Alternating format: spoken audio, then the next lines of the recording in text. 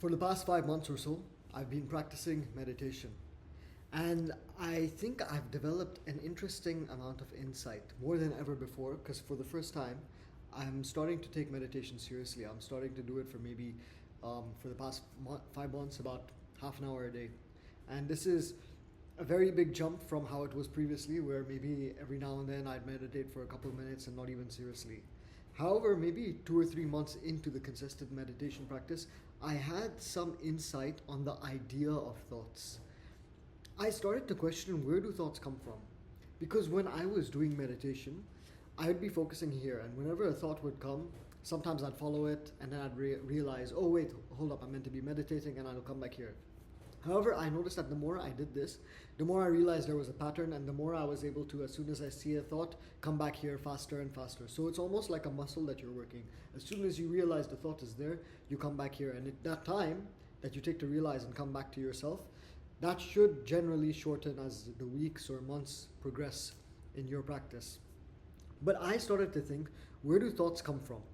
And I also had the insight to realize that if I am the one that is observing a thought, then that cannot be me. And up till now, up till the time I was doing meditation, I used to get so caught up in thinking that I must only think the best thoughts. I am the one that has to constantly think the best thoughts. And if I think a bad thought, then I'm a bad person. That means I'm not in the right space.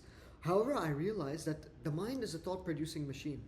You are basically witnessing the mind constantly producing thoughts. And thoughts will get bigger based on how much attention you give it, or they will kind of disappear based on the lack of attention you give it. I realized that if you have a thought, the more you try and push it away, the more the thought will come back even stronger.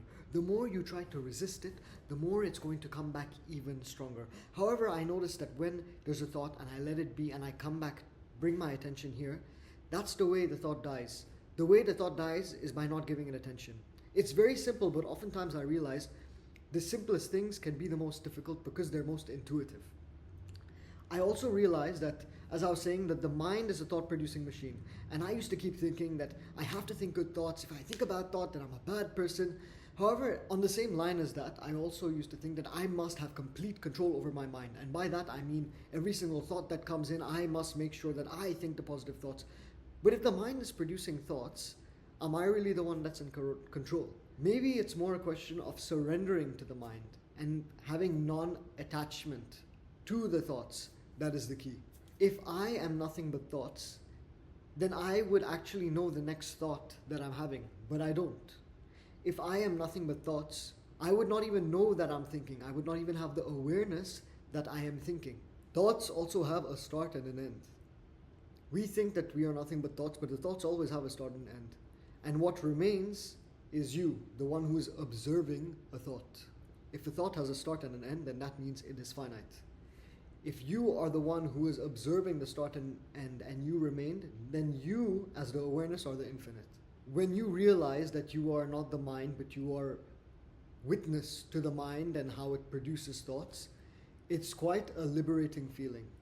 And I think that if you're not doing meditation, try starting with some thought observation meditation, maybe a couple of minutes a day, and notice how the mind is always very, very active. And then bring your attention back here. And that's when you realize that the mind is just constantly producing thoughts, and you're the one bearing witness to the mind. And the more that you realize that there's a connection between the thoughts, and you kind of see how that creates an emotion inside you, or maybe you notice how it maybe creates looseness in the chest if it's a relaxing thought, or maybe tightness or tension if you feel like it's a thought that's anxiety inducing, then you understand more of the mind body spirit connection. I'm very new into this, but my understanding of Buddhism in relation to thoughts is that the highest level of Buddhist practice is that they don't see thoughts as bad or good. They see it as illusory, as transient.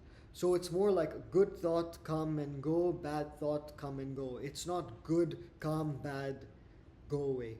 So it's essentially seeing thoughts and not labeling them as good or bad, but just letting them pass, almost like clouds. And you, as the sky, are the awareness. This is some food for thought, but basically what I'm trying to say is I've learned quite a bit about emotions and thoughts, and I feel like I've just hit the tip of the iceberg by doing meditation, especially thought observation meditation. So if you're not doing it, I'd recommend give it a try. It is a bit difficult to sit still. I very much know it, but I think the benefits are quite wonderful. Especially the insight and clarity you get into understanding yourself a little bit better. I hope that this video was relevant and insightful for you. Take on board what you think is useful, discard what isn't, and until then, take care. Bye.